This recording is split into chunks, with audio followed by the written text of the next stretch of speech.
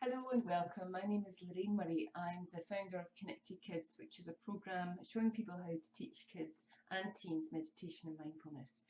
And I just wanted to share with you a really nice meditation idea that combines gratitude with grounding and also with walking as well. And just let me explain those three different bits and then I'll tell you how it's quite nice to help kids practice this. So grounding is really important for all of us, but particularly for children, because when we're grounded, it means that we're relaxed in our core. It means that we've not got any anxiety or stress, and we feel safe and really secure.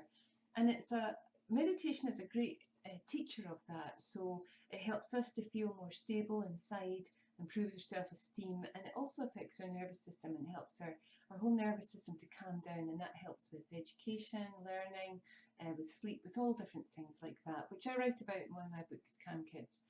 So grounding is a really good thing to practice.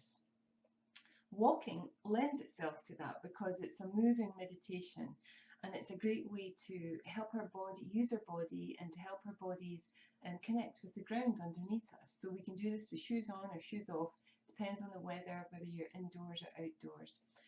But one of the things that makes a walking meditation a little bit more tricky, I think, to teach children and young people is that they can feel quite self-conscious with this idea of practicing a walking meditation, because there's always this impression it has to be really slow, and a lot of people think that meditation has to be done in a very slow way for us to be mindful, and often as beginners that is the case actually.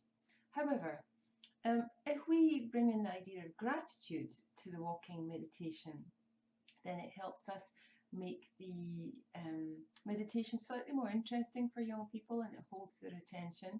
And gratitude, if you don't know this already, expressing gratitude and feeling gratitude is one of the most powerful, in my opinion, healing meditations that we can do for ourselves, particularly if we're in a very negative frame of mind, or we find it very difficult to cope with life and feeling very overwhelmed, which children might feel if school's very challenging, friends are playing up, or there's lots of changes in their life.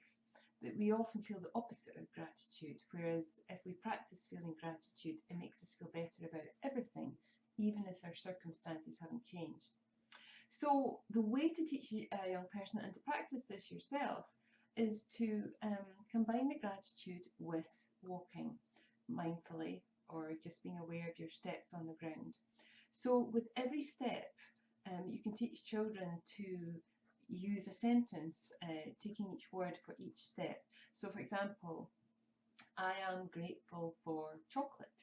So it would be first step I, second step am, third step grateful, fourth step for, fifth step chocolate. And it means then as they're walking, they could say it to themselves, they could say it out loud, depending on how they feel and if it's appropriate.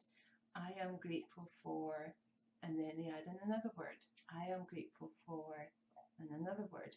So this is you starting to combine this opportunity for them to express and feel gratitude by even expressing it and saying it out loud, or just thinking about it. It starts to bring on a feeling of gratitude, and it reminds us of all the things that we do feel grateful for.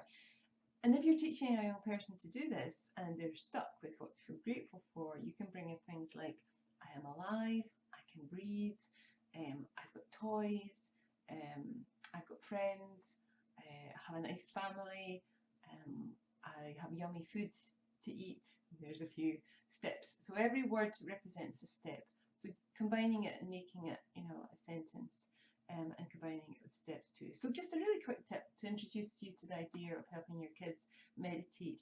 And you may have had this idea that meditation has to be this very still, slightly more controlled and adult-like type of practice. And when we're teaching kids, that's quite hard for them to do that because they don't yet know how to fully regulate their behaviour and their feelings and everything else.